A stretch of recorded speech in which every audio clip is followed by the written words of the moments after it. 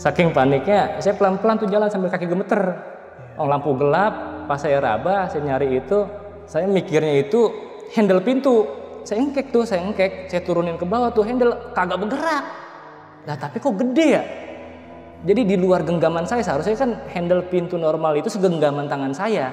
Saya geser ke kanan dari handle pintu, kok rasanya kayak bulu. Istri kan madep tuh kan ke hordeng, di kamar tuh ada hordeng itu jendela. Tuh hordeng ngegibes. Bi, apaan tuh? Kata istri. Apaan? Saya nengok ke belakang. Betul belakang saya hordeng. Itu tadi kegeser hordeng. Udah, saya lihat kucing kali bun. Saya lihat. Assalamualaikum warahmatullahi wabarakatuh. Balik lagi sama gua, Badrul Coach Vlog. Terima kasih buat teman-teman yang udah klik video ini. Semoga teman-teman di rumah dalam keadaan sehat walafiat, dilapangkan rezekinya dan dimudahkan segala urusan-urusannya. Amin ya rabbal alamin. Dan juga nih buat teman-teman di rumah yang punya kisah pengalaman horor, jangan disimpan aja, langsung aja kirim kisahnya ke nomor WhatsApp itu tuh. Kuy, kita merinding syahdu. Kali ini kita udah berhasil lagi nih sob buat menghadirkan salah satu narasumber yang pastinya bakal berbagi kisah pengalaman horornya. Oke, langsung aja kita sapa tamu kita kali ini. Halo Bang. Ya, Siapa namanya nih Bang? Nama saya Ejong. Biasa orang tuh manggil saya Ejong. Ejong. Iya. Nama asli apa nama lapangan nih? Nama lapangan Bang. Oh, nama Kebun juga tongkrongan. sama sih Ejong juga. Nah, by the way ini Bang Ejong tinggal di mana nih sekarang? Sekarang tinggal di daerah Wadas. Oh, Wadas, Jakarta Barat berarti ya. Betul.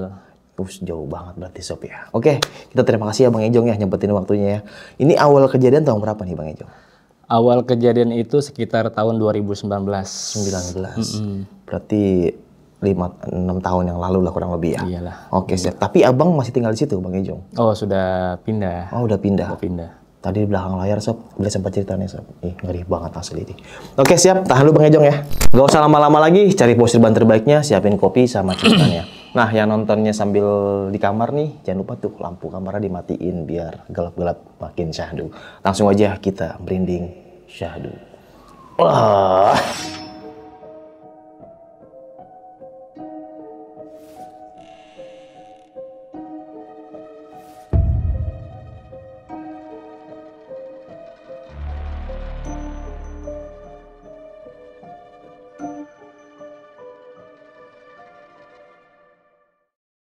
Gimana nih Bang Ejong, kisah pengalamannya nih Bang? Jadi awal tahun 2019 itu saya ada tawaran. Oke. Yang dimana sahabat lama saya namanya Bang Rudi. Bang Rudi itu ngontek saya. Suruh nempatin rumahnya. Sekalian ngejagain lah barang-barang yang dia punya di situ. Barang-barang apa nih? Barang-barang tenda Bang. Oh, tenda-tenda Iya, nikahan. Tenda-tenda nikahan, betul. Iya, iya. Nah, saya ke rumah Bang Rudi. Habis itu Bang Rudi ngasih tahu posisi rumahnya, daerah rumahnya. Udah saya berdua sama Bang Rudi sana. Dan Bang Rudi nanya mau nggak di sini? Kata Bang Rudi, oh mau banget Bang. Memang saya juga lagi nyari-nyari tempat sama istri saya. Kebetulan saya mau pindah. Ya udah, saya nanya gimana Bang Rudi untuk biaya sewanya. Kebetulan saya kan lagi nganggur nih atau lagi freelance. Lu nempatin aja kata Bang Rudi. Sekalian lu jaga-jaga barang-barang gua kata Bang Rudi. Oh ya udah, alhasil saya pamit sama Bang Rudi dan saya izin pulang. Bang Rudi, saya bilang, makasih banyak ya udah mau ngizinin saya suruh nempatin tempatnya. Oh iya, saya ke rumah dulu deh mau prepare barang. Yaudah Jong, ntar kalau misalkan jadi bener-bener lu telepon gue lagi. Nah, dari situ saya pulang. Saya pulang sekitar jam 7 malam dari rumah Bang Yudi. Saya pulang ke rumah dan nemuin istri saya. Ya saya langsung bilang ke istri, Bun, ini alhamdulillah kita dapat tempat. Ada tawaran dari temen Abi, Bang Rudi namanya. Orang mana? Kata istri nanya, orang mana Bi? Tinggalnya di mana? Oh, orang Jakarta Barat. Saya bilang, oh orang Jakarta Barat, ya dekat-dekat sini tapi nggak jauh. Iya, nggak terlalu jauh lah. Boleh. Kata istri, kapan mau siap-siap? Ya kalau bisa sih besok kita udah pindah. Kata saya. Oh ya udah kalau gitu aku bantuin prepare ya karena masih jam 7 malam kan sampai rumah. Dia bilang udah biarin Nabi aja, nih yang berat-berat dulu nanti dibawa kata saya. Dan saya di situ langsung kontak teman saya karena saya mau pindahannya kan besok. Saya kontak langsung dieksekusi berarti. langsung karena kan istri juga sudah mau gitu. Memang saya udah kredit banget bang, yang punya kontrakan itu udah nanyain juga. Saya 2 bulan sebenarnya di kontrakan sebelumnya ini saya mau pindah ke Bang Yudi, saya udah nunggak. Gitu. Maksudnya belum bayar lah, belum mampu bayar gitu. Cuman punya kontrakan suruh keluar gitu. Ya udah mau gak mau besok saya berangkat, dan malam itu saya prepare barang. Saya prepare barang dibantu sama istri sambil saya kontak teman saya. Nah teman saya ini kebetulan punya mobil engkel lah, mobil truk namanya Asep. Saya kontak, Assalamualaikum Asep, saya bilang. Nah, kebetulan Asep juga mau bilang kepake besok. Kata Asep, ya udah, Bang, kapan Bang? Besok, kata Asep. Ya udah Bang, berangkat aja Bang, sekitar jam berapa? Ya siangan kali ya, gue paginya prepare dulu barang-barang apa yang mau dibawa. Ya udah Bang, ntar gue siang habis lower ke rumah lu dah, saya bilang.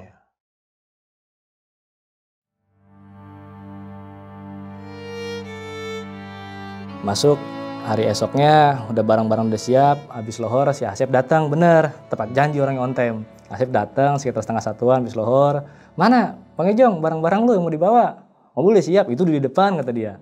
Lu bawa orang, kagak gua doang sendiri kata dia. Oh ya udah berdua nggak apa-apa ya. Ya udah Bang nggak apa-apa. Udah saya gotongin lemari segala apapun barang-barang yang saya buat muat ke truk engkel itu saya gotong-gotongin sama dia. Udah muat semua barang-barang dari rumah saya sebelumnya. Nah saya izin ke istri, Bun, kamu tunggu sini dulu ya. Aku sama Asep mau naruh barang-barang dulu nih di rumah yang baru. Itu kurang lebih saya muat itu 2 jaman lah, jam 3 lah, jam 3:30-4 lah udah kelar muat nih Bang. Udah kelar muat di mobil. Saya bilang ke istri suruh tunggu situ sama anak-anak, nanti kalau udah rapi baru kamu aku jemput. Saya bilang oh ya udah, kata istri saya. Ya udah, saya berangkat 3:30 sama si Asep, barang-barang udah dimuat di Berarti mobil. berdua doang nih di mobil. Berdua sama si Asep. Dah saya jalan kurang lebih ada sejam lah, sejam perjalanan karena macet. Itu karena macet. Udah sejaman, saya nyampe situ sekitar jam 5-an, setengah 6 lah. Jam 5-an saya ke situ nyampe. Udah Sep, tunggu ya, tunggu depan ya. Mau buka gerbang dulu, saya bilang kan rumah itu kan memang rumahnya cukup luas. Berapa lantai Bang rumahnya? 1 lantai. Dan ini di daerah perumahan, bangunan cuman bangunan tua. Udah saya bongkar itu barang-barang sama si Asep, udah turun semua.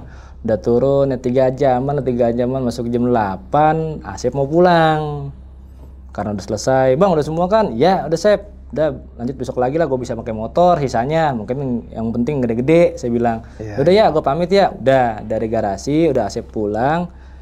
Lama selang 10 menit digedor lagi dan gedor. Saya udah masuk ke ruang tengah, mindahin barang-barang kecil lah ke dapur, ke ruang tengah, yang kecil, yang gede belum. Udah gitu selang 10 menit ada yang gedor. Assalamualaikum. Ngeletek-letekin ituan tuh jaro. Kalau kata saya mah jaro pagar. Ketek-ketekin dah, tek-tek kata dia. Siapa ya, bentar? Si Asep ternyata. Lalu ngapa lagi Sep? Saya bilang. Itu Bang, mobil saya mogok kata dia. Di mana? Tuh di samping warung, tuh deket rumah lu itu, samping kan ada warung kata dia. Nggak apa-apa kali di situ ya, nggak bisa di jalan. Nggak apa-apa sih itu mah. Orang itu nggak, maksudnya nggak ada aktivitas di situ mah. Nggak apa-apa, udah ntar gue ngizinin. Saya bilang, ntar saya izin yang punya rumah juga. Ada apa sih itu? Emang kenapa mobil lu? Ya itu tadi gue lihat gearboxnya pecah, dia bilang nggak jalan jadi mogok. Nah gue menelepon abang gue dulu, dia bilang. Cuman tadi telepon abang gue besok datangnya. Oh ya udah, saya bilang, lu Sep lu kesini aja di rumah gue, saya bilang. Lo nggak apa-apa, ya sekalian bantuin gue, saya bilang. Kan gue jadi nemenin di malam beberes. Ya udah dah kata dia. Ya udah, alhasil dia nemenin saya di situ. Malam-malam itu saya pindahan. Ya saya seneng dong ada yang nemenin. Namanya rumah segede gitu Bang, kamar juga ada banyak. Ada berapa kamar itu? Kamar itu sekitar ada 3 kamar Bang. 3 kamar. 3 kamar, itu ruang tamunya gede. Dari ruang tamu belok kanan itu kamar pertama. Nah lurus lagi itu kamar kedua. Sebelah kiri kamar ketiga. Sebelah kamar utama. Nah lurus baru dapur lagi. Ya, alhamdulillah. Di situ si Asep nemenin, ya udah. Kata Asep, lu mau gue bantuin nggak? Nggak usah Sep, lu mah diem-diem baik, saya bilang. Lu diem-diem baik di sini, udah. Lu udah ngebantuin gua, udah bawa mobil, lu gua kasih duit sekian mau, saya bilang. Udah lu diem-diem aja udah. Yang bener lu Bang, iya udah. Ntar gua bikin kopi, saya bilang. Saya bikin kopi lu buat si Asep. Asep di ruang tengah, di ruang tamu. Udah Asep ngopi, saya beberes dah, beberes sebisa saya. Nah ada memang beberapa barang yang udah saya beresin, dapat sekitaran 2 jam saya beberes, masih temenin Asep sekitar jam 10-an. Di situ saya nggak mau ke kamar mandi. Memang sebelumnya saya belum cek kamar mandi. Saya ke kamar mandi dekat kamar utama yang saya mau tempatin. Tuh kamar mandi nggak ada kerannya. Ada kerannya di kamar mandi yang ruang tengah. Saya ke ruang tengah, di ruang tengah itu saya ambil air. Pada saat saya ambil air, saya jalan balik ke kamar mandi yang utama. Tapi saya sempat terdiam.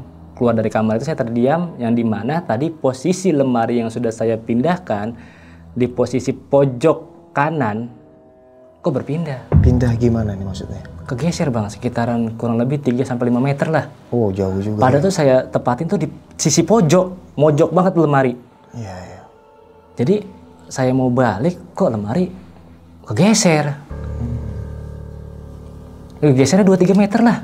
Iya, Mending kalau berapa senti mah. Udah, saya bilang dah, saya kencing dulu dah. Saya kencing, saya bilang. Terus kencing, saya negur si Asep di ruang tamu. Beda ruangan, ruang lemari, ruang tengah. Saya tanya, Asep, lu tadi di sini? Iya. Ya udah bantuin gue dulu yuk geser lemari, kata saya begitu. Mana itu geser aja, ya udah bantuin tuh sama Asep ngegeser. Udah posisi lemari jadi posisi semula yang tadi saya tempatin di pojok kanan itu. Iya. Nah dari situ saya heran. Iya. Tapi awalnya abang yakin kalau lemari itu udah di sini? Yakin, inget bang. Si Asep nggak mindahin? Nggak mindahin. Asep bilang tuh Asep masih ngopi di ruang tamu. Gila sih. Terus? Setelah geser lemari sama Asep, nah kata Asep, Jong, gue istirahat dulu ya, kata dia. Dia ke kamar, saya nggak tidur. Saya tetap tuh nyicil mindahin barang-barang, biar besoknya tuh anak istri saya ajak ke situ udah rapi. Oh iya. Nah saya nyicil masuk jam 11 lah dari saya istirahat, ngobrol sama Asep, jam 11 saya lanjut lagi tuh. Saya lanjut, saya lihat masih banyak perabotan lenong nih. Nah perabotan lenong kayak panci, piring, terus segala penggorengan, saya pindahin dah. Saya pindahin ke dapur, ruang dapur. Kebetulan di ruang dapur tuh kayak ada kitchen set, lemari buat naruh barang-barang di atas cuma posisinya. Udah saya taruhin semua di situ ke penggorengan, piring. Saya balik mau ngambil lagi nih barang-barang lain. Dapat sekitar 10 langkah saya dari dapur, terus saya dengar bunyi ngegubrak. Gubrak 2 kali. Iya. Saya balik, saya pikir barang-barang jatuh nih. Lemari jatuh, baru 10 langkah tuh. Memang posisinya itu dapur, ruang tengah sama ruang tamu itu ya agak belok ke kiri dikit lah. Jadi saya ke alang tembok lah untuk ke dapur. Jadi saya balik lagi ke dapur, saya masuk ke dapur, saya lihat lah pintu kitchen set itu, pintu lemari barang-barang itu terbuka. Ya udah saya tutup, saya balik lagi. Mau ngambil nyicil lagi barang-barang di dapur lagi nih, mau saya ambilin. Iya. Nah, gubrak lagi. Tadinya kan ada 3, posisi itu ada 3 lemari, yang di atas kitchen set itu 1, 2, 3. Yang pertama tuh posisinya yang tengah. Dari tengah itu saya balik lagi posisi yang kanan. Pojok kanan tuh lemari terbuka. Iya. Udah saya tutup lagi, pikir kendor. Udah saya pikir kendor, saya tutup. Pada saat saya tutup, lemari yang posisi di pertama terbuka. Nutup lagi, gubrak. Gila. Saya sempat diam, coba bacaan. Saya kabur dari situ bang. Saya kabur dari dapur, langsung saya masuk ke kamar. Dan Asep lagi tidur depan pintu, saya tubruk, saya tibanin. Asep nanya, kenapa bang? Agak itu di belakang. Kenapa? Ada yang iseng, saya bilang tikus. Enggak, kalau panik kata dia. Saya mau biar si Asep nggak panik juga. Enggak, udah tikus udah. Mau takut tikus saya bilang. Udah tidur lagi saya bilang. Udah, saya di kamar aja. Dan setelah itu udah saya nggak beres-beres lagi. Besok paginya baru saya lanjut lagi. Sebelum tidur saya sempat berpikir dari kejadian tadi di dapur, ya rasa was-was lah ada di saya. Wah ini rumah lumayan angker juga, serem juga saya bilang ya. Cuman karena kondisi, udahlah saya terpaksa. Dah di situ saya langsung tidur. Bangun-bangun saya jam 7 pagi. Nah jam 7 pagi saya bangun si Asep. Sep, si Asep masih tidur di situ. Sep, bangun. Kata Asep, jam berapa? Jam 7 nih, lu nggak jadi benerin mobil. Ntar lu dah, gue telepon abang gua, kata dia. Kata sih hari ini mau kemari bantuin gua. Udah, si Asep telepon abangnya. Abangnya kurang lebih dapat sejaman lah. Si Asep ngirim lokasi, datang tuh abangnya, sekalian bawa alat yang dibutuhin buat mobilnya.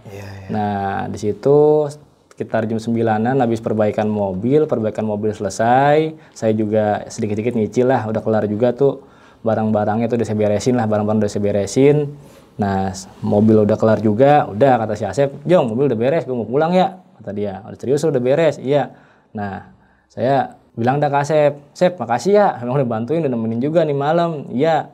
Asep nawarin, mau balik nggak bareng? Boleh Sep, gue tadi kemari sama elu naik mobil. Ya udah, kalau gitu udah kita balik bareng dah, kata Asep. Ya udah, Asep, makasih ya. Udah saya keluar sama Asep, pulang. Abangnya itu naik apa? Motor. Oh, bawa motor. Jadi abang pulang sama Asep. Sama Asep. Abangnya bawa motor. Bawa motor, bawa gearbox. Saya pulang dan saya diturunin depan rumah sama si Asep. Udah, Asep makasih banyak ya udah turun sini, udah bantuin juga. Iya bang. Dan saya ketemu istri. Udah Asep pulang, saya ngobrol sama istri, Bun. Udah kita besok pindah deh.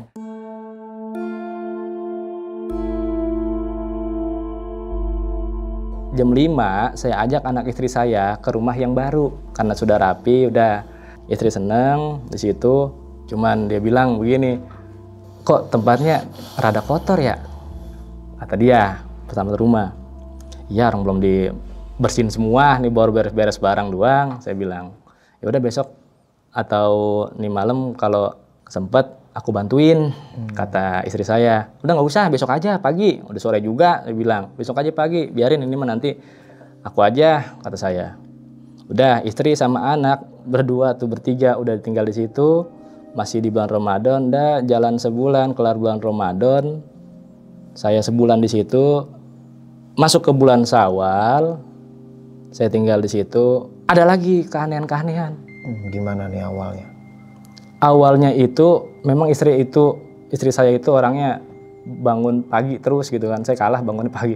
Dia bangun subuh, sholat subuh. Dia biasa mau masak, saya mau kerja, dia masak. Dia masak posisinya itu masakan dapur paling belakang. Saya posisi masih tidur. Di situ dia mau masak sekitar jam 6-an pagi, ke dapur teriak, "Abi!" Manggil saya Abi. "Abi!" Panik saya langsung bangun. Saya bangun, saya buka pintu kamar, saya samperin istri saya, udah pingsan. Karena saya sendiri mau minta bantu anak juga, anak masih kecil. Anak saya dulu masih kecil, sekitar umur 4 tahun sama 2 tahun. Setelah itu istri saya pindahin ke kamar, saya balurin minyak kayu putih. Sadar tuh istri. Sadar istri, cuman mukanya shock. Kayak terkesima atau takut lah, muka takut. Saya jadi panik. Saya belum nanya, saya kasih minum dulu. Bentar deh, Abi ambil minum ya. Saya kasih minum, baru tuh mukanya biasa lagi. Saya tanya di situ, "Apa Bun tadi teriak-teriak?" Dia bilang, "Ada tikus apa ada apa?" Dia kan orangnya takutan. Ada tikus aja mau kecoa dia takut. Kata istri cerita ke saya, "Bi, tadi aku mau ke dapur. Cuman ada yang lewat depan aku." Lah, ada yang lewat? Siapa? Sosoknya putih, tinggi, gede. Dia aku teriak. Waduh, saya bilang, ada aja yang beginian. Udah saya sabarin. Maksudnya biar dia nggak terpikiran. Dia orang penakut. Biar nggak terpikiran, udah saya sabarin. Udah, itu kali halusinasi. Enggak bener. Dia bener. Putih tinggi. Aku sampai pingsan, dia bilang. Saya sampai pingsan. Dia ngeliat mukanya bang waktu itu? Putih tinggi aja bang, besar. Saya lupa, di situ memang hari pertama itu sama hari kedua, namanya kita adat kita ya, dimanapun kita harus selamatan atau tahlilan lah gitu. Ya saya kan nggak ada uang bang ya buat tahlilan atau ngundang-ngundang orang ya. Alhasil saya pun inisiatif lah sendiri. Tepatan di malam Jumat, hari kedua itu malam Jumat. Nah dimana kan biasanya kan orang-orang pada yasinan, adalah saya inisiatif aja yasinan lah. Yasinan pada saat itu di hari kedua itu maghrib, selesai sholat maghrib, saya mau yasinan. Saya mau ambil yasin ke dalam kamar. Kebetulan yasin itu ada di kamar saya. Saya berdiri dari sejadah, tuh lampu mati. Saya sholatnya di depan kamar, kayak ruangan gitu, ada lagi ruangan tuh lampu itu mati. Bun, saya bilang, "Kamu kamar mati nggak?" "Enggak Bi," kata dia. Saya ke kamar emang nggak mati, saya lihat lampu itu doang mati. Saya balik lagi mau pindah lokasi yasinan, itu lampu nyala. Udah saya balik lagi ke posisi yang di situ. Jadi posisi saya mau yasinan itu selesai sholat maghrib di depan kamar, hadap-hadapan sama kamar yang dekat dapur. Yang sebelumnya itu istri saya lihat, yang pas paginya. Udah saya tetap di situ, posisi itu karena lampu sudah normal lagi. Posisi saya taruh sejadah yasinan di situ, madep ke kamar yang istri saya paginya itu lihat sosok putih. Baru saya mau Al-Fatihah, mau hadoroh, kan namanya kamar ada gagang pintunya tuh. gagang pintu yang di kamar itu goyak. Sempet panik. Tadinya niat nggak mau yasinan, cuman udahlah, saya berani-beraniin. Tetap tuh saya buka. Buka Yasin, kelar Al-Fatihah, saya buka Yasin. Saya buka Yasin, auzubillah, sampai sekitar perempatan ayat, tuh gagang pintu bunyi lagi. Goyang. Cuma saya masih berpikir positif. Positifnya saya, tikus kali ini. Iseng, saya bilang. Tikus iseng nih. Saya lanjutin, saya kelarin tuh. Yasin sampai selesai Yasin, tuh lampu mati lagi. Itu putus lampu? Dikata putus, Mak. Enggak. Oh, tiba-tiba mati ternyala gitu. Nyala, pikir koslet kali ini koslet. Iya. Koslet. Kelar yasinan tuh mati lagi. 2 kali mati tuh posisi lampu. Saya mau mulai yasinan dan saya selesai yasinan, mati tuh lampu ruangan tengah. Iya. Pas nggak jauh dari posisi kamar yang istri saya tadi pagi lihat. Saya bangun lagi, mau mindahin Yasin, mau tahlil saya naruh Yasin, lampu nyala. Nah, saya heran, ini putus koslet apa gimana ya? Saya cek, saya ke saklarnya, saklar lampu, saya cek tuh lampu, saklarnya normal. Udah, singkat cerita, tahlil kelar, yasinan kelar, udah saya beberes, mau tidur.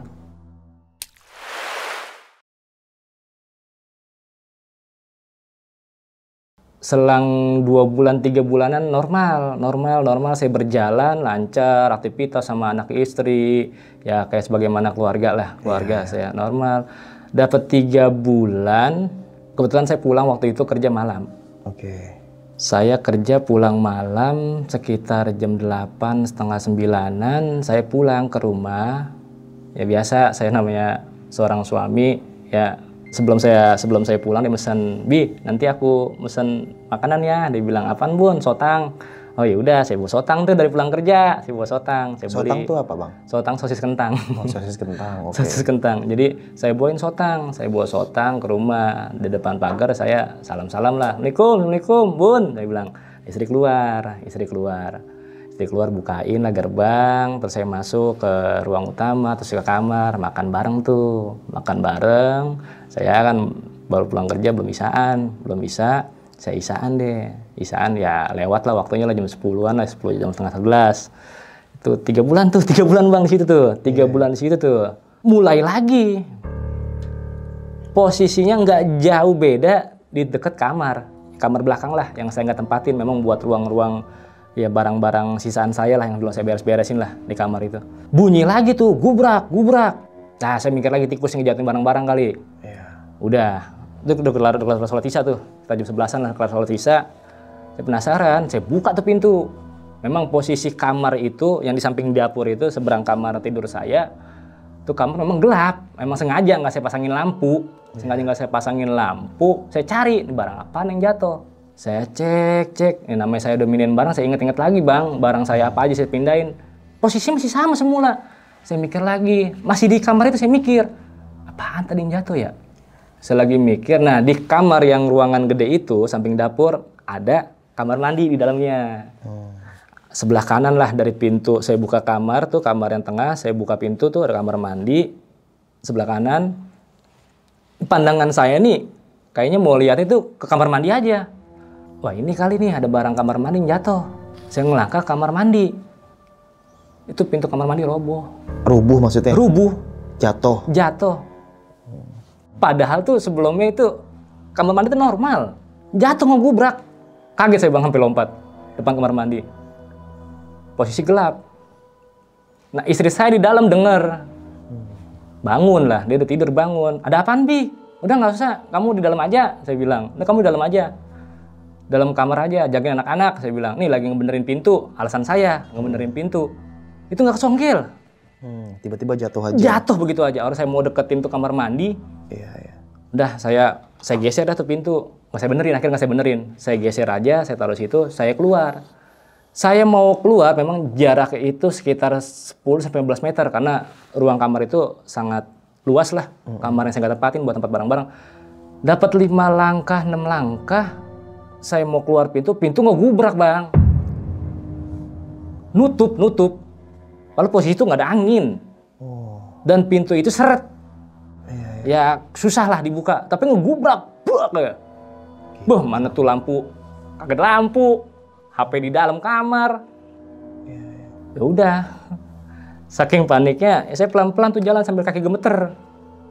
Lampu gelap, ya pelan-pelan juga takut tabrak barang-barang yang ada di dalam kamar itu. Pelan-pelan saya ngeraba. Maksudnya ngeraba itu mau nyari gagang handle pintu. Pas saya raba, saya nyari itu, saya mikir nih Bang. Saya mikirnya itu handle pintu. Tapi saya engkek, saya turunin ke bawah tuh handle, kagak bergerak. Nah tapi kok gede ya? Jadi di luar genggaman saya, seharusnya kan handle pintu normal itu segenggaman tangan saya.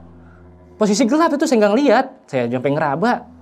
Saya engkek tuh, saya turunin tuh handle pintu nggak bergerak. Tapi kok kayaknya besar banget.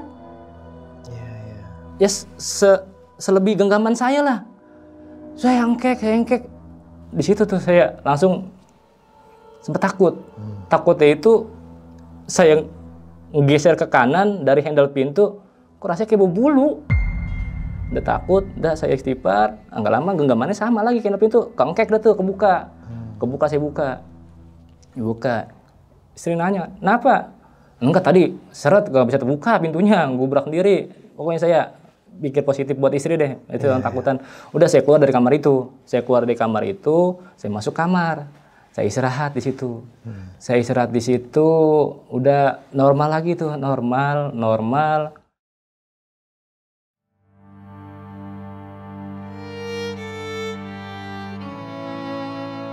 Setelah 2 minggu kejadian normal. Saya pulang kerja lagi, sekitar jam 8-an lah kayak biasanya.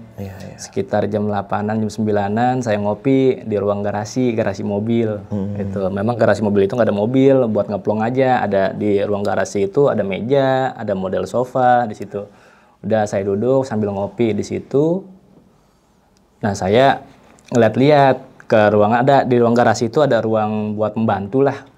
Ruang pembantu tuh kamar kecil ukuran 2x3. 2x3. Memang sebelumnya saya nggak pernah ke situ. Saya sekali lagi orang penasaran. Maksudnya ada apaan sih di situ? Gitu. Ya lagi juga di tempat saya ini, saya ke sana, ke ruangan yang belakang ruang garasi. Saya lihat ke sana, oh ternyata cuma ruangan. Cuman di tembok itu ada tulisan-tulisan lah, tulisan yang warna merah, warna hitam, banyak tembok itu coret-coret lah. Cuman ada bacaan itu gede, sekitar kurang lebih itu 15 cm, kayak warning gitu, kayak tulisan warning, hati-hati di sini bahaya. Di kamar itu cuman, saya mau mikir positif lagi, ya bahaya, ya saya bismillah aja lah, saya niat baik di situ. Niat baik, udah saya kelar ngopi, jam 11, jam 12-an, saya masuk kamar. Saya tidur. Terus saya mimpi. Saya mimpi di mana saya ngopi di garasi. Saya mimpi itu ada cewek nih Bang. Cewek nganterin saya kopi lagi. Cuman kopi hitam.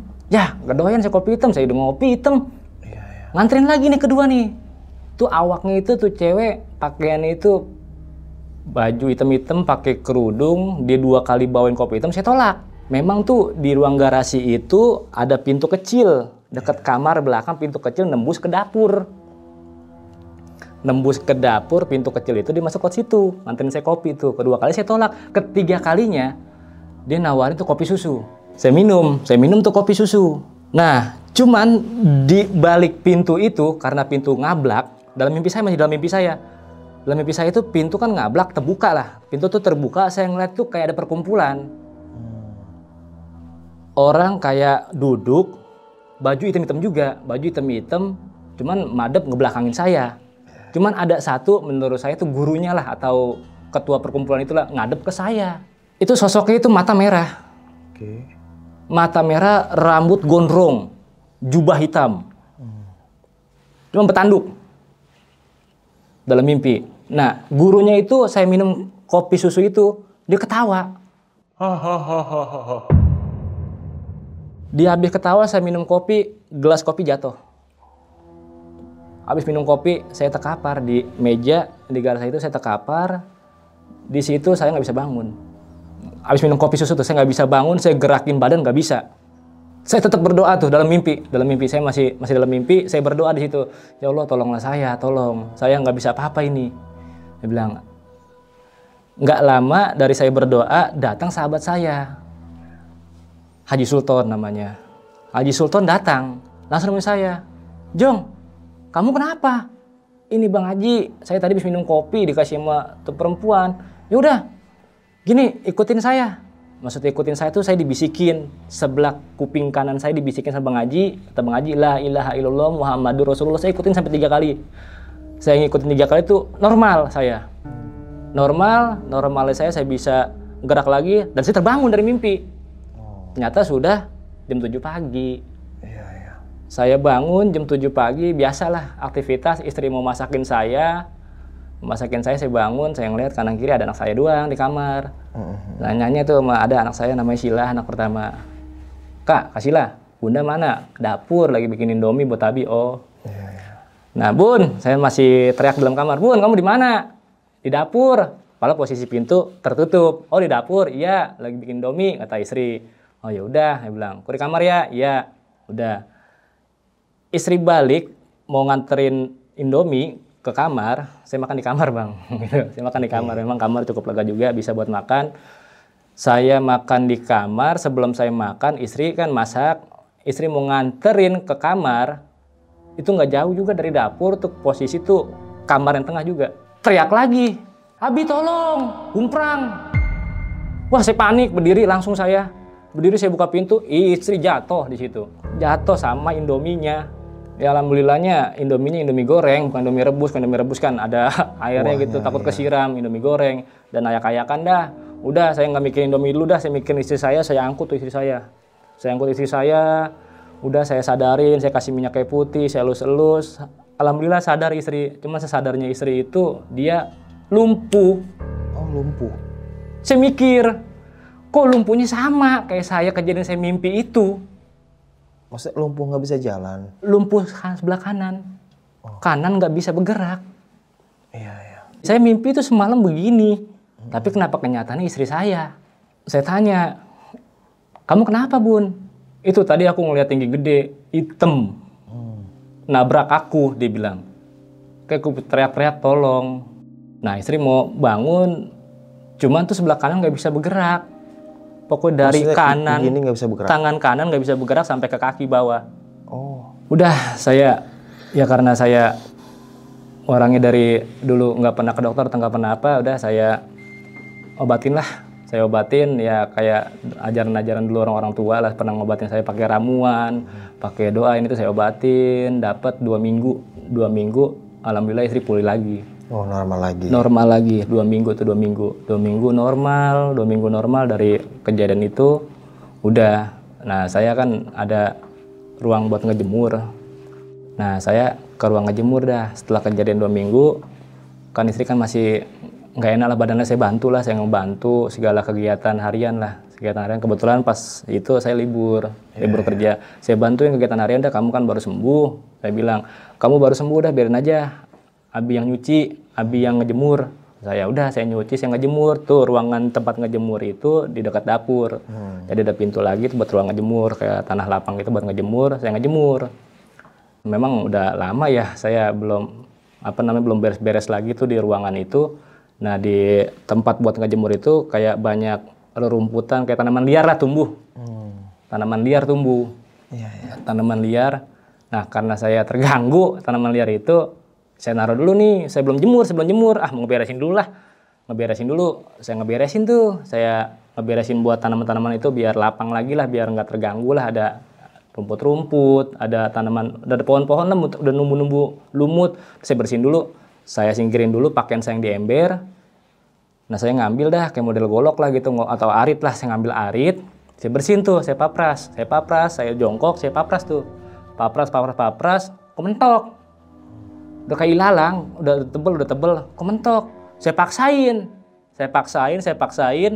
sambil nunduk saya lihat. Sampai saya nyebut, astagfirullah saya bilang. Itu kaki yang saya bacok, kaki jari. Saya pikir malah tuh akar model kayak beringin-beringinan kecil. Saya pikir akar batang beringin kecil, tuh tumbuhan ngejalar. Pikir beringin nih. Udah saya apa kok keras. Lompat bang saya langsung. Saya ngeliat kaki, saya lompat. Terus? Saya lompat. Saya masuk lagi tuh, saya masuk ke ruang tengah. Saya nyender. Saya nyender di dekat kamar tengah, nggak masuk ke kamar, nggak masuk kamar karena istri kan baru pulih, takut ini juga saya nggak cerita ke istri nggak. Saya duduk di kamar tengah sampai istighfar, masih positif aja tuh, masih positif. Apa ya tadi saya ngeliatnya kaki, cuman berbulu. Udah, saya bangkit lagi, bangun lagi, saya bangun, saya paksain. Udah, jemuran belum kelar, yang ngejemur. Itu belum saya apa-apain lagi tuh, nggak lanjut dah, biarin dah posisi kanan, biarin lu dah, banyak ilalang, banyak rumput-rumputan, banyak pepohonan liar dah. Saya sebelah kiri akhirnya tuh, di sebelah kiri tempat ngejemur, saya tumpukin di situ pakaian kelar, udah tuh jam 2 siang sampai jam 3 tuh udah saya masuk lagi, udah kelar nyuci, udah saya masuk. Nah dari kejadian-kejadian itu ya menurut saya mah aneh lah gitu, di luar nalar gitu, di luar logika. Saya punya kenalan orang yang paham. Di situ saya datang ke kenalan saya, itu namanya Abah Zailani. Saya ke sana, ke tempat Abah Zailani. Saya ceritain semua kejadian dari awal sampai akhir, sampai istri saya lumpuh. Saya cerita ke Abah Zailani itu, kata Abah Zailani, memang menurut dia yang paham, ya udah begini aja, besok saya ke rumah. Oh boleh bah, mau saya jemput? Nggak usah, Abah aja besok ke rumah. Nah, udah kamu pulang dulu, besok Abah ke rumah sekitar habis maghriban lah, kata Abah. Udah saya pulang dari tempat Abah, saya pulang ke rumah, tapi istri masih sakit, saya ngerawat anak lagi bang, saya ngerawat anak, istri tetap masih sakit bang, belum pulih-pulih banget lah, belum normal-normal banget. Tapi lumpuh? Udah nggak lumpuh, tapi cuma sakit. Oh. Jadi nggak normal sebagaimana mestinya. Iya. Udah itu, selang sehari, besok yang dimana Abah janji itu Abah datang. Nah, besoknya Abah datang ke situ, sama murid-muridnya Abah sekitar 3 orang. Murid Abah 3 orang, nah Abah datang hari esoknya. Assalamualaikum, kata Abah. Waalaikumsalam, Bah. Bentar, Bah, saya bukain pagar. Saya nyari kunci dulu, kata saya. Kan namanya di pagar, Bang.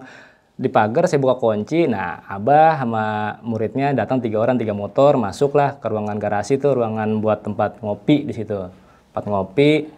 Abah duduk di situ. Sama murid-muridnya 3 orang, jadi 4 orang di situ. 4 orang, 5 sama saya.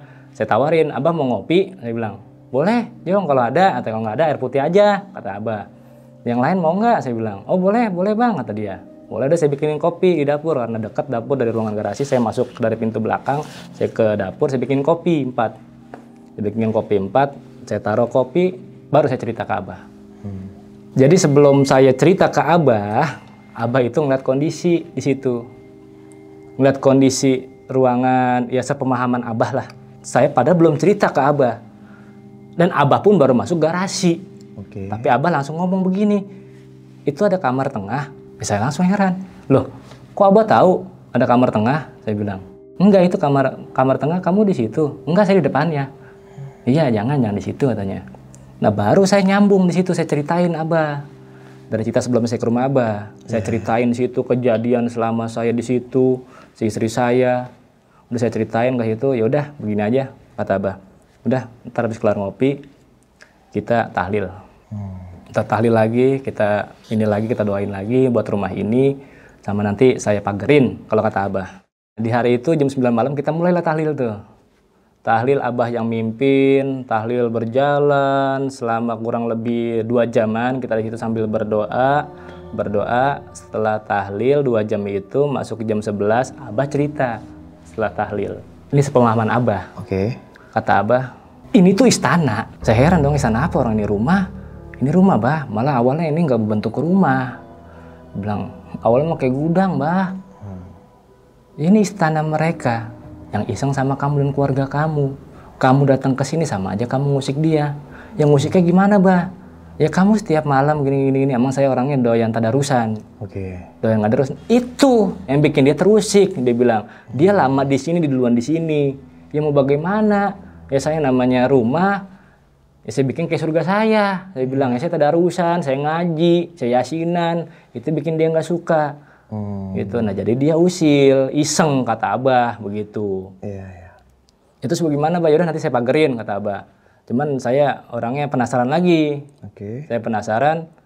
Nah, adalah 1 atau 2 orang itu ditanya dulu nih anak murid Abah. Kata Abah, kamu mau nggak siap saya mediasi? Kata Abah. Mediasi itu jadi kayak dimasukin ruh atau kesurupan lah, gitu ya. buat ngejelasin itulah, buat ngejelasin lah, buat ngejelasin. Nah, saya belum siap bah, kalau kata yang anak murid pertama, anak murid kedua, ya udah bah, saya aja. Anak murid Abah tuh, maksudnya biar nunjukin banget tuh itu nyata atau itu bener ada. Iya, iya. Dimediasi lah. Dimediasi itu sekitar 1 jaman sampai jam 12-an lewat, setengah 1 lah, jam 12-an lewat. Itu mediasi, ngobrol-ngobrol, tuh ngobrol itu kejadian-kejadian saya. Apa yang diobrolin waktu itu, mediatornya itu? Nah, jadi pada saat di mediator itu, si Abah nanya, kamu ini siapa? Mediator ngejawab, kata yang dirasukinnya, saya penghuni sini. Saya nggak suka dengan kebiasaan-kebiasaan di sini. Udah, saya nanya, udah bah, biarin bah, saya nanya bah. Saya greget bang, saya nanya, kenapa iseng dengan keluarga saya? Saya niat baik di sini.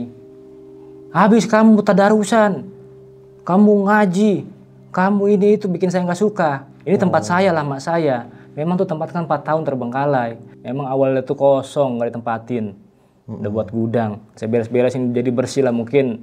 Ya mungkin lah itu penghuni lama situ atau dedemit situ lah. Bahasa dedemit atau setan-setan situ tuh nggak seneng gitu. Karena sudah bersih, saya aktivitas ngaji dan lain-lain lah. Aktivitas manusia lah. Mungkin dia nggak seneng gitu. Ya cuman saya ngobrol ke dia. Saya bilang jangan begitu lagi. Cuman dia masih kekeh di mediasi ini. Mediator tuh ngomong, saya tetap nggak suka, kamu harus pindah. Udah akhirnya karena sudah sejam lebih, takut mediator nggak kuat, Abah sadarin. Sadar, diangkut, udah kata Abah, udah, Jong ambil air, kata Abah. Ambil air sebotol, udah, air apaan Bah? Air minum apa air kamar mandi nih? Air minum, kebetulan air minum saya nggak ada. Yang sebotol gede aku, akhirnya saya beli dulu, saya keluar ke warung, saya beli air itu, saya kasih ke Abah. Abah doa-doain dah, air itu dah, Abah doa-doain. Terus saya Abah doa, kata Abah, Jong, kamu taburin di sekitar kamar kamu, terus di ruang tamu, terus di dapur sama ruang tengah sama dikelilingin sisanya. Nanti ada dikit, kamu campur lagi, terus kamu minumin ke anak istri kamu, kata Abah. Intinya membuat pagar lah di situ lah. Udah, saya udah lakuin apa perintah Abah, apa Abah yang sepemahaman Abah kasih ke saya lakuin. Dapat jam 1, jam 2, kurang lebih jam 2, Abah bersama muridnya izin pulang. Izin pulang tuh. Izin pulang, saya udah ngelakuin semua, udah saya ngiderin tuh. Air yang dikasih Abah. Abah pulang, pamit jam 2-an. Jong, Abah pamit dulu ya. Iya Bah, makasih banyak ya Bah. Ya, nanti kabarin Abah lagi aja, kata Abah. Kalau memang ada yang aneh-aneh lagi, kabarin Abah lagi. Nanti insya Allah Abah kesini lagi, kata Abah. Udah Abah pulang. Udah saya istirahat, saya tutup pintu, ya Bah makasih ya Bah pulang sama murid-muridnya, saya masuk kamar, udah saya tidur. Saya tidur di tidur saya, udah setengah 1. Itu posisi istri masih sakit berarti Bang ya? Nggak normal lah, sakit lah. Udah nggak normal. Iya, nggak normal lah, sakit sampai kurang lebih setahun ya Bang, saya tinggal di situ, udah berlarut itu ya. Alhamdulillah ya, mungkin gitu perantara Abah pagarin tuh normal. Iya. Normal di situ udah mulai nggak ada kanen-kanen lagi. Nah, dapat setahun di situ dan istri pun pulih. Istri pulih. Di situ saya aktivitas kembali.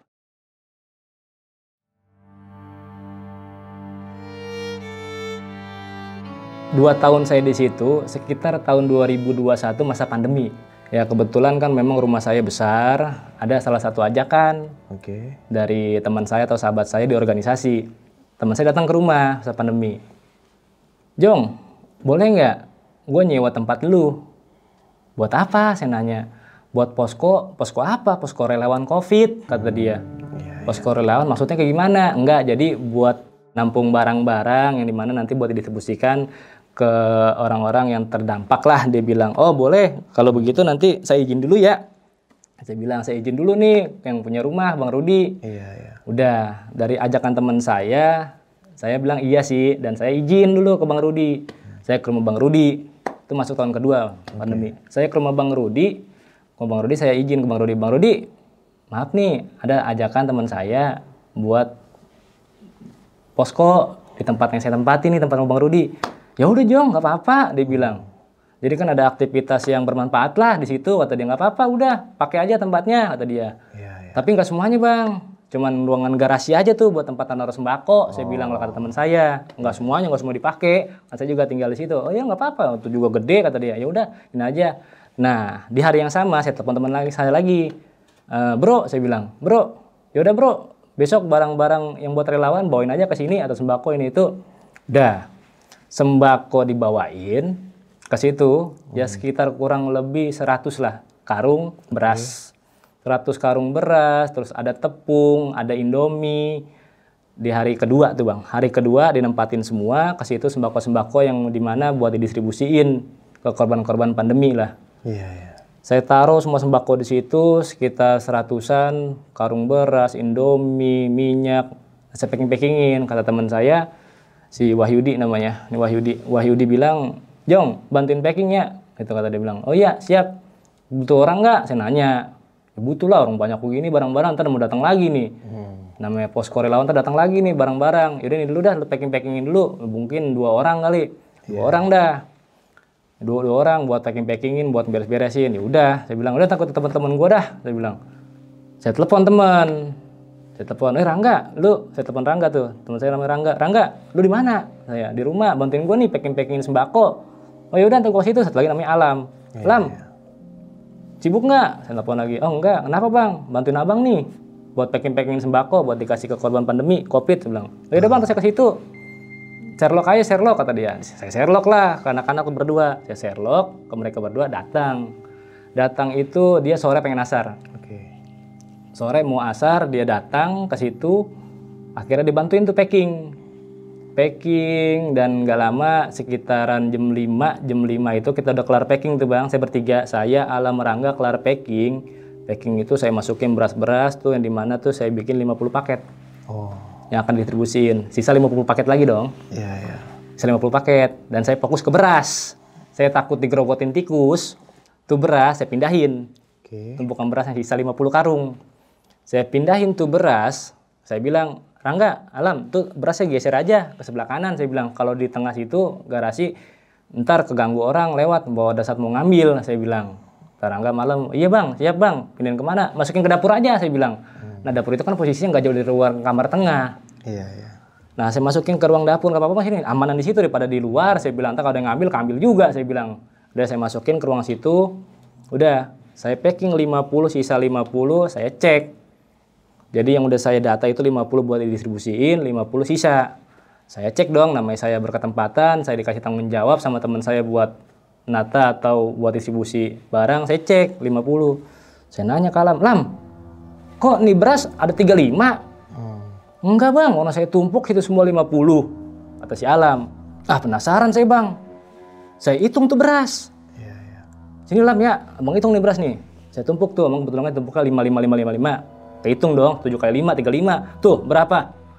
35 Bang. Lalu pas lagi mana ya? Rangga mana? Lu taruh mana? Pindahin semua ke sini. Saya bilang, gue pindahin Jong, kata si Rangga. Gue pindahin ke situ, apa yang lu bilang. Udah tuh. Saya bilang, kemana sisanya ya?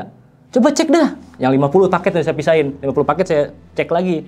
Saya cek, bantuin dah, cekin dah. Kali ini 2. Nggak mungkin Bang, masa gue salah naro. Enggak, cek dulu dah. Saya penasaran, orang detail saya. Saya periksain lagi, tetap yang 50 tetap 50 atau sisa 50. Nah udah saya hitung, saya minta bantuan istri juga. Saya panggil saya, Bun, ke kamar. Dan boleh minta tolong nggak saya?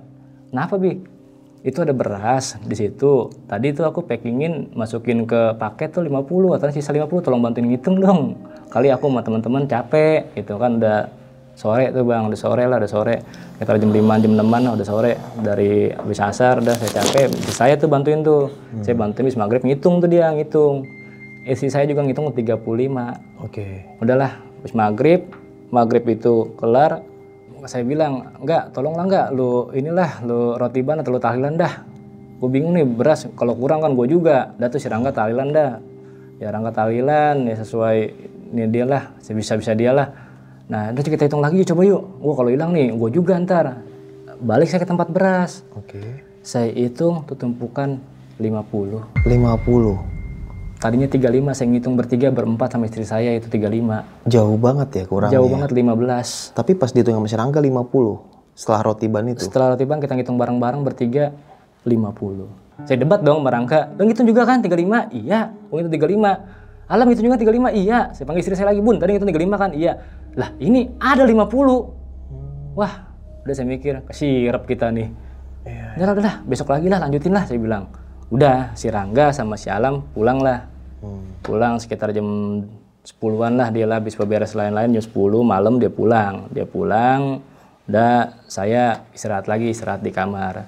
Istirahat di kamar, udah dapat seminggu, dia barang saya diskusin semua. Itu ada sekitar 3 bulan lah, 3 bulan tuh normal lagi tuh. Nah, posko masih ada 3 bulan, posko masih ada 3 bulan di situ. Nah adalah teman saya lagi datang, teman datang lagi, kebetulan orang produksi film. Produksi film namanya Bang Ferry. Bang Ferry 3 bulan itu tetap masih jadi posko Covid di ruangan garasi itu. Bang Ferry datang, sebelumnya di WA, Jong gimana kabar? Oh baik bang, saya bilang. Di mana sekarang tinggal? Oh di daerah ini, saya bilang. Main lah, saya Sherlock, main Bang Ferry itu. Bang Ferry main di situ, Bang Ferry nyampe itu jam 5-an sore. Karena dia pulang kerja tuh jam 3. Kerjanya itu di daerah Casablanca. Nyampe rumah saya jam 5 sore, pakai mobil dia, mobil Camry lah. Mobil Camry parkir di depan. Nah jam 5 sore Bang Ferry telepon, Jong ini udah sampai nih di titik Sherlock, kata Bang Ferry. Oh iya bang, nanti saya ke depan ya, saya bukan pagar. Nah saya buka pagar, Bang Ferry masuk jam 5. Jam 5, 1 jam kita ngobrol-ngobrol, kita ngopi-ngopi, saya sama Bang Ferry berdua. Masuk kajian maghrib, Bang Ferry izin buat sholat maghrib. Nah memang kan ada ruangan tuh di garasi itu, ruangan yang kamar belakang tuh. Bang Ferry sholat, numpang sholat di situ. Memang sudah saya bersihkan. Dan Bang Ferry numpang sholat di situ. Bang Ferry sholat di situ, saya ke kamar. Saya juga siap-siap buat ibadah maghrib. Saya sholat maghrib, saya balik lagi. Habis kelar sholat maghrib tuh saya balik lagi ke Bang Ferry. Bang Ferry selesai sholat maghrib tuh langsung bengong. Bang. Saya tanya, kenapa bengong? Diem tuh Bang Ferry sambil ngerokok. Enggak. Kenapa bang? Enggak kenapa. Tadi kamu lewat sini nggak katanya? Lah saya tadi di kamar. Abang maghriban di sini, ruang ini, saya di kamar. Maghriban di ruang tengah, saya bilang. Lah, kirain saya kamu. Saya di kamar, saya bilang. Ini saya lewat sini, pintu ini dikunci. Yang pintu arah ke dapur tuh, ke garasi itu saya kunci. Lewat situ. Tadi saya lihat orang pakai kain, dia bilang. Sama koko putih. Cuman nggak pakai peci, ngelongok ke saya. Dia bilang ke kamar yang di belakang itu tuh, di belakang ruang garasi. Ah udahlah, habis begitu ngerokok cerita begitu, udahlah bang, enggak itu bang, nggak apa-apa kali bang, enggak saya kira mah kamu enggak, saya bilang udah, saya positif lagi tuh bang, saya positif lagi, maksudnya biar nggak kepikiran. Enggak lama, setengah jam habis cerita itu, Bang Ferry kesurupan. Di ruang tamu itu? Di ruang tamu itu habis cerita itu, habis ngeliat itu. Bang Ferry kesurupan, matanya merah ngegerung. Udah kayak macan, kayak maung. Hong gitu tuh. Aduh, si panik. Gimana nih? Cuman gak nyerang. Ngeliatin saya aja. Haung-haung. Udah, saya sebisa saya, saya bismillah, saya baca ayat kursi, saya kasih air, saya siram. Pakai air yang di gelas tuh, saya baca-bacain, saya bisa saya lah. Walau-walau udah saya bisa saya yakin, saya bismillah, saya yakin. Saya siram tuh Bang Ferry pakai air segelas. Saya siram, sadar. Oh, sadar. Sadar, langsung dia tuh sadar gitu. Ngos-ngosan. Kata dia, abang kenapa bang? Kok begitu-gitu? Gak tahu, orang saya lagi cerita-cerita begini. Saya juga ngeliat dia, awal lagi cerita kejadian dia habis sholat maghrib. Itu lama tuh banget cerita sejaman. Tiba-tiba kesurupan itu. Kesurupan tuh lama. Terus pas tanya gimana tuh akhirnya? Nah, dia tuh bilang kayak ada yang nyamperin dia kayak sosoknya itu kakek nyamperin dia, langsung dia nggak sadar, langsung begitu dia ceritanya begitu, udah sadar ceritanya begitu. Nah baju saya saya siram tadi bang pakai air, saya bilang habis saya bisa nyiram doang air gitu, saya siram air bang sadar. Iya bang kenapa, saya bilang tadi kakek nyamperin saya. Udah saya di luar kesadaran saya begitu. Udah saya nanya Bang Ferry, emang sini kamu udah berapa lama? Udah jalan 2 tahun sih bang, sama tahun ini nih. Iya. 10 tahun. Oh, kamu sama siapa di sini? Sama anak istri. Emang dia, saya sebelumnya nggak pernah cerita sama dia. Udah lama banget nggak ketemu beliau, Bang Peri ini. Cerita Bang Peri ini itu. Nah terus Bang Peri nanya, emang nggak bahaya di sini? Saya cerita tuh kejadian-kejadian begitu, sama Bang Peri ngalamin. Ya mau gimana Bang? Saya bilang karena kondisi, saya mau di mana lagi? Saya bilang, saya terpaksa di sini. Oh ya udah, kata Bang Peri. Kalau gitu hati-hati, kata Bang Peri. Saya udah ngalamin, baru pertama kali main, kata dia. Pertama kali main, langsung kesurupan. Dia bilang langsung kesurupan. Udah Bang Peri pulang, izin pamit jam 8 malam. Bang Peri pamit pulang ke rumah. Udah saya sebalik lagi ke kamar, ngobrol sama istri saya, ceritain kejadian Bang Peri, cerita, singkat cerita. Pas lagi saya cerita sama istri kan madep tuh kan ke hordeng, di kamar tuh ada hordeng itu jendela. Tuh hordeng ngegibes penglihatan istri. Jadi saya ngeliat istri ngeliat saya itu ngeliatnya ke hordeng. Tuh hordeng ngegibes. Padahal anak-anak lagi tidur, anak-anak udah tidur. Bi, apaan tuh? Kata istri. Apaan? Saya nengok ke belakang. Betul belakang saya hordeng. Itu tadi kegeser hordeng. Saya lagi cerita di situ. Masih saya kejadian Bang Peri itu. Udah, saya lihat kucing kali bun. Saya lihat nggak ada apa-apaan. Saya biar nggak panik aja istri. Udah tidur dah, udah malam dah. Saya bilang. Lama-lama udah malam jam 10. Saya cerita udah malam.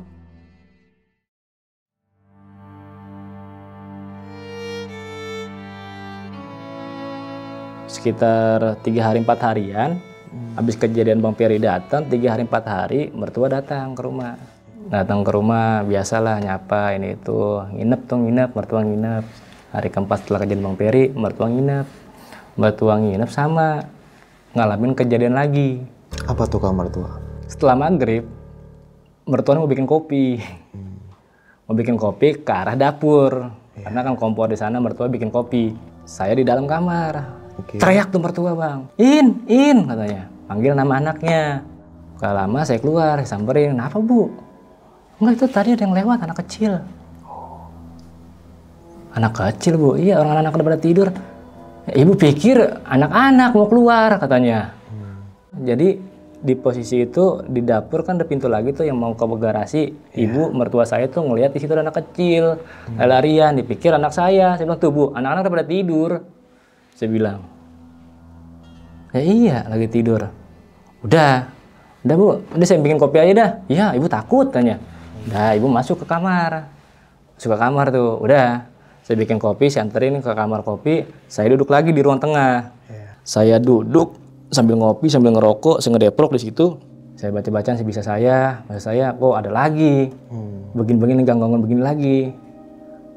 Bener. Lewat lagi tuh bocah-bocah. 3. Lewat mana? Arah dapur. Ke belakang tempat ngejemur. Iya. Cuman kelihatan cepat. Anak kecil, penglihatan saya itu anak kecil. 3 anak kecil. Rokok saya matiin. Udah saya masuk kamar. Bener ternyata. Ibu saya lihat, saya pun lihat. Umur berapa anak kecil itu kelihatannya? Sekitar umur 2-3 tahunan. Oh, iya, masih kecil ya berarti. Iya.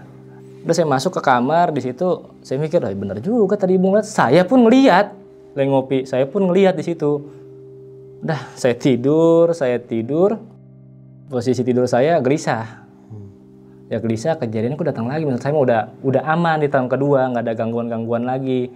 Udah di situ ya udah. Setelah kejadian itu, mertua saya alamin dan saya pun ngeliat. Selang waktu 2 bulan, adalah teman saya yang ngontek ke saya. Namanya Adit. Nah itulah kata teman saya, Jong, itu tempat masih jadi posko Covid nggak? Dia kan tahu tempat saya kan sebelumnya jadi posko Covid. Iya. Nah kata si Adit nanyain gitu, saya bilang, oh udah enggak, kemarin mah cuma dapat 3 bulan. Saya bilang, emang kenapa Dit? Enggak, ini rencana. Dia bilang bulan ini gue pengen langsungin pernikahan. Dia bilang, kan gue pernah main tuh, memang si Adit itu pernah main ke tempat saya. Waktu tahun-tahun pertama saya tinggal. Kayaknya tempat lu pas deh kalau gue ngelangsungin pernikahan di situ atau pesta kecil-kecilan lah, dia pengen ngumpul keluarganya gitu. Oh boleh, cuman nanti tunggu ini dulu ya. Saya mau izin dulu ke yang punya, saya bilang. Ya kalau lu mau sih boleh-boleh, cuman saya izin dulu, saya bilang. Nah, si Adit bilang, iya kalau bisa sih Jong, boleh lah. Dia bilang, gampang lah, ntar kata cincai lah, bahasa si Adit. Iya. Oke Didit, nanti gue izin dulu ya, gue izin ke Bang Rudi, saya bilang. Udah, selesai saya kontak-kontakan sama si Adit, saya ke rumah Bang Rudi. Menyampaikan maksud tujuan si Adit. Saya ke rumah Bang Rudi. izin lagi ke Bang Rudi. Kenapa Jong? Ini Bang, si Adit teman saya niatan mau pakai tempatnya Bang buat acara nikahan. Tempatnya begitu, emang mau dia? Ya dia udah tahu Bang, lumayan lah daripada dia nyewa-nyewa gedung kata dia. Cuma ngumpul-ngumpul keluarganya doang Bang. Ya udah kalau ini mah nggak apa-apa kata dia bilang. Ya udah luin aja. Nah saya balik ke rumah, saya kontak lagi si Adit. Dit, ya gimana Jong? Gak lama lah habis saya ke rumah Rudi saya kontak. Dit gimana Jong? Boleh Dit, lu kapan? Tanggal berapa? Saya bilang. Ya insya Allah di bulan Agustus. Dia bilang. Agustus ini ya. Dia nikah bulan Agustus 2021. Nah, singkat cerita, mulailah tuh acara. Langsungnya tuh acara nikahan, dari akad nikah di rumah saya. Nah, sebelum akad nikah kan biasanya kan orang Betawi mah Bang ya, masak-masak dulu, ngeriung dulu tuh malam di situ. Ada yang dimana sebelum acara pernikahan itu tukang masak. Tukang masak nih. Jadi ada ruangan lagi buat khusus tempat orang-orang masak. Ada kamar mandi luar juga lah buat gerojokan air lah. Di gerojokan air tukang masak, tukang itu ngumpul di situ lah, ngeriung di situ. Nah, itu ibu-ibu teriak, tolong, tolong, tukang masak nih. Malam sebelum acara nikahan. Itu kurang lebih kejadian jam 7 malam. Ya saya panik dong, saya keluar dari kamar. Itu udah rame. Di ruangan samping tuh udah rame. Yang garasi itu, kenapa Bu? Dia bilang, ini masakan saya dinarik-narik, kata dia. Narik-narik kapan? Panci. Dia bilang, lah panci kan gede, narik kapan? Anak kecil narik-narik. Anak kamu kali ya? Anak saya di kamar semua tuh. Mana kuat lagi begini. Ini saya angkat, saya ke kamar tuh. Ini bukan Bu anaknya, bukan, beda. Anak kecil narik-narik itu. Si ibu memang posisi sendiri, khusus masak nasi. Nah, khusus masak nasi tuh tarik-tarik tuh pancinya tuh, langsung gede. Saya bawa penasaran, ini bukan anaknya. Dari kamar saya bawa anak saya, bukan kata ibu tuh. Anak ini dua anak kecil, enggak, tadi saya lihat 2 orang, laki-laki. Itu kitaran umur 5-6 tahunan tuh kata dia bilang. Rada gede lah 5-6 tahunan lah dia bilang. Terus? Nah terus saya tanya, terus anaknya kemana Bu? Itu Bang lari ke pintu yang kanan. Nah pintu yang kanan itu kan arah ke dapur. Saya bilang tuh Bu, saya buka tuh pintu. Tuh mentok, jemuran. Lah dia bilang, mana ya? Udah tuh. Dimanggil temennya, minta temenin. Temenin masih masak nasi. Ke tukang yang masak lagi. Masak nasi. Dibukalah namanya nasi kan besok mau diinin tuh nasi dilangsung kagak mateng. Nggak mateng maksudnya? Nggak mateng, jadi masih aron. Masih aron lah, pokoknya nggak diaduk sama dia atas mateng, tuh bawah enggak. Tuh ibu heran, aduh mana udah setengah karung gua masak, langsung gede biasa langsung orang-orang buat hajatan. Ngulang lagi dong, atau kejadian tadi kali ini. Saya heran lagi lah, ada aja nih. Udah ditemenin tuh sama ininya, ditemenin sama temen tukang masak. Udah kelar, udah masak-masak udah kelar tuh. Besoknya acara akad tuh si Adit. Acara akad, baru pengen akad di situ. Kenapa? Istrinya kesurupan. Istrinya si Adit ini? Calon istri lah, pengen akad. Pengantin ya. Calon pengantin itu kesurupan. Nah kesurupannya ditanya-tanya lah di situ lah. Nggak senang ada acara begitu ngomongnya. Nah terus kan ke saya kan saya belum cerita kejadian ini gimana belum ke si Adit nyamperin saya, Bang kok ini ngomong gini Bang, lah malam udah ruahan kita udah selamatan. Ya, makanya kita udah izin nih orang sini nih, orang apa kita lembut sini. Kita begini, udah Dit ada ini nggak Dit, kata saya. Saudara-saudara yang bisa, nggak ada Bang, udah saya telepon tuh Ustadz sekitar situ, saya telepon Ustadz itu udah sadar lah. Sadar itu si calon pengantinnya udah sadarin, lanjutlah ke acara akad nikah. Waktu itu terjadilah akad nikah tempat saya, cuman terbatas karena kan masih pandemi. Itu masih pandemi ya, sekitar kurang lebih 30 orang. Keluarga-keluarga aja kan, keluarga dekat tuh. Tadi saya bilang keluarga dekat, keluarganya aja ngumpul keluarga. Iya, dibatasin tuh. Yang gak lama itu cuman sekitar 2 jam lah. Tempat saya akad nikah tuh 2 jam. 2 jam di situ. Berarti cuma akad aja? Akad aja. Nggak ada acara sampai malam? Nggak ada. Kan akad aja sama ngumpul-ngumpul keluarganya gitu. Ngumpul keluarganya udah di situ. Udah sekelaran itu, udah beberes. Udah kelar acara, nah Adit izin sekalian mau pamit ke saya. Udah kelar. Bang Ejong, ini makasih ya. Sambil nitipin, ya Dit, maaf ya. Nih cuman bisa begini doang, kata si Adit. Ya udah nggak apa-apa Dit, kata si Adit. Ya udah Bang, lain kali kalau misalkan ada kebutuhan lain saya boleh bang ya nyewa tempat ini lagi. Ya kalau misalkan abang masih di sini ya nggak apa-apa gitu. Dan yang punya tempatnya ngizinin juga nggak apa-apa. Terus saya bilang, tapi gimana kabar istri? Saya bilang, udah sehat. Sehat bang, nggak apa-apa bang, cuma begitu doang. Kata dia, udah. Kita syahid kelar. Nah nih Bang Jong, itu kan abang kan tinggal istri sama anak 2 ya. Nah kalau istri kan sempat diganggu juga tuh ya, sampai sempat lumpuh ya. Betul. Nah kalau anak abang ini yang 2 ini sempat diganggu gak bang? Atau ada gerak-gerik yang mencurigakan gitu? Misalkan dia ngomong sendiri kah? Kalau untuk anak sih bang normal-normal aja. Cuman yang diganggu tuh saya, istri saya sama tamu-tamu saya lah yang ke situ. Iya. Gitu bang. Nah sekarang kan 2025 nih, abang masih tinggal di situ? Wah, dari tahun 2022 saya udah pindah. Oh 2022. Udah pindah bang. Berarti 2 tahun lebih lah ya. 2 tahun lebih betul saya di situ udah pindah situ karena. Baik banget ya Bang Rudi ya minjemin rumah. Nah gitu itu dia beliau. Itu bener-bener nggak dikasih nggak bayar gitu bang? Free bang. Baik free banget ya. Free sampai listrik pun, sampai air pump pun nggak bayar. Iya. Bang Rudi itu. Itu rumahnya segede apa bang? Maksudnya luasnya gitu? Luasnya bang ya. Misal lebarnya ada 10 meter. 20. Wah lebar banget ya. Gokil. Panjangnya? Hampir 50. Wah, kayak rumah gedung. Rumah gedung. Cuma satu lantai, posisi satu lantai. Kayak rumah gedung lah. Bukan berarti kayak bukan perumahan klaster bukan? Oh, ya? Bukan, beda. Iya, perumahan gedung-gedung gitu. Rumah gedung-gedung. Kayak yang di Pondok Indah gitu. Iya, cuman satu lantai bang. Kalau Pondok Indah kan 2 lantai 3 lantai. Nah saya ini satu lantai. Makasih bilang kamar lebar-lebar, ruangan tamu, ruang garasi lebar-lebar, bangunan lama di sana gitu. Ya dari masuk pagar aja itu ke garasi aja, lebar garasi itu kurang lebih 7 meteran. 7 meteran ya. Nah panjangnya sampai 10. Makanya saya bilang luas semuanya itu hampir 400-500-an. 400 persegi lah. Ya kapling lagi kapling, tanah kapling kan dulu kan kapling-kaplingan. Iya, 4 jadi 1 kalau kapling-kapling dulu mah begitu rumah-rumah dulu. Berarti Bang Rudi ini sultan lah ya. Dibilang ya itulah saudagar buat inilah tenda-tenda lah, dia kan main di tenda. Gitu dekor-dekor. Iya. Nah, terus nih Bang Jong, sempat gak Bang nanya ke Bang Rudi atau ke tetangga, ini rumah ini kok bekas apa dulu sebelumnya? Kan 4 tahun kosong nih. Sebelumnya ditempatin sama siapa gitu atau bekas apa gitu? Jadi saya waktu itu pernah nanya ya dari tahun pertama kejadian-kejadian aneh tuh saya nanya ke Bang Rudi.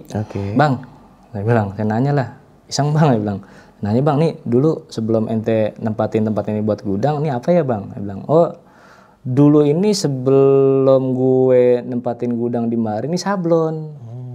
Dia bilang sablon, tuh sablon kurang lebih itu 6 bulan di situ. Sebelum sablon tuh rumah orang, rumah orang yang punya. Dia bilang rumah orang yang punya.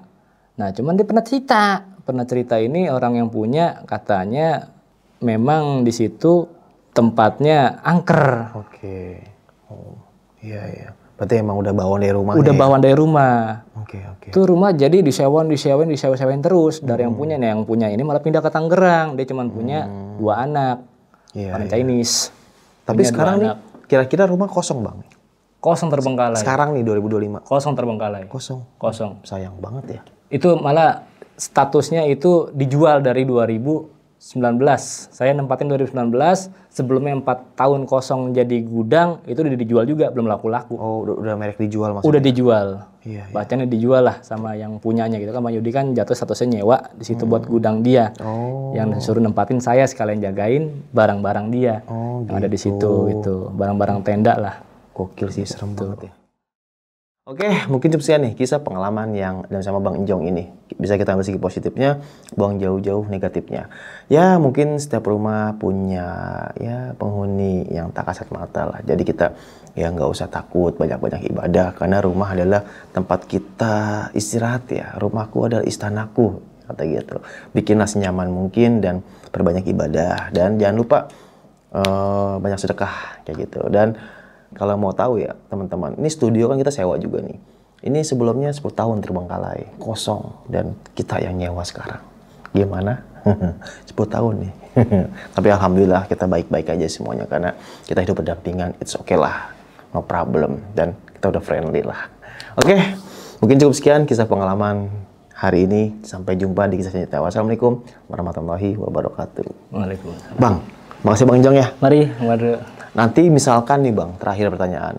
Kalau Bang Rudi nawarin lagi Abang mau gak nyewain tempat rumah 3 lantai, tapi di planet Jupiter, mau Bang? Mikir panjang. Dadah.